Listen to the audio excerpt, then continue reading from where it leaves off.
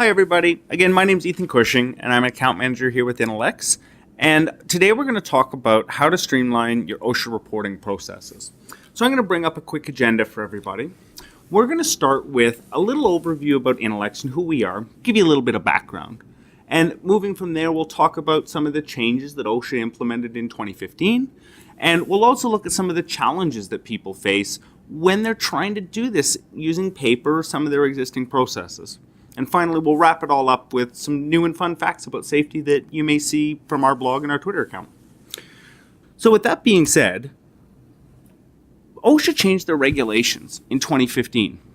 And this probably doesn't come as a surprise to anybody because February was OSHA month. And it's the time when we all need to get our 300 logs posted and all of our data submitted to the Department of Labor. So everybody's probably heard a little bit about these changes. And for anybody that doesn't know the details, I'm going to briefly summarize them here. So what changed? Well, really it was just what needs to be reported to OSHA. So there were a few changes in terms of timelines. One being we need to ensure that all work-related fatalities are reported to OSHA within 8 hours of them occurring. There were also some changes around hospitalization. So any hospitalization that occurs due to an injury needs to be reported to OSHA within 24 hours. Any amputations that occur as a result of a work-related injury, also 24 hours, make sure they're into OSHA.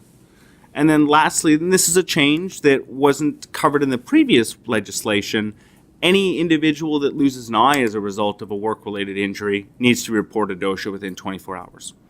So some minor changes in terms of how this stuff gets reported, how it gets managed, and who gets notified. Now, there's a little bit of fine print about this, not to get technical. But at the end of the day, a couple of bits and pieces. If the fatality is 30 days after the incident, non-reportable. If the eye is lost 24 hours after the incident, non-reportable. And if the hospitalization amputation occurs 24 hours after the incident, it's not reportable. So just some things to know. Lastly, if the hospitalization is only for diagnostic testing, it's not reportable. No changes there. This is all listed online at the OSHA website. There's a record keeping 2014. There was an FAQ that they did back in the fall. There were a couple of high-level bits and pieces that you may be interested in getting a little more detail on, but those are the highlights. Now, the other change was about who is now required to maintain OSHA logs and records. So there were some changes to the list of industries that were previously exempt. And that's based on some changes to how they look at these companies. So now they're using the North American Industries Classification System. And they're looking at Bureau of Labor stats here. And they're determining who the exempt industries are based on updated rates of injury. So historically, this had been done on older statistics. They've updated those stats for, I believe, 2009 through 2012. And they're now basing their industry guidelines on that. Again, this is posted on the OSHA site. I've provided a link here that anybody can use. And there may be some different regulations with your state plan. So if you're in a strictly federally regulated state, you're okay. But if there are some state regulations that you also need to maintain, double check those just to make sure you're on the level with it all. So those are really the changes, everybody.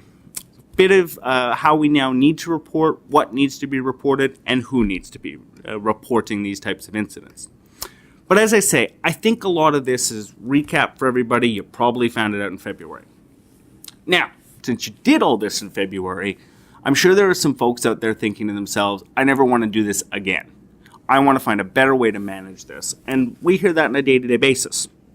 So I wanted to quickly talk about some of the things we hear from folks like yourselves about some of the challenges they face managing their injury reporting process, managing their OSHA logs, occupational injury and illness.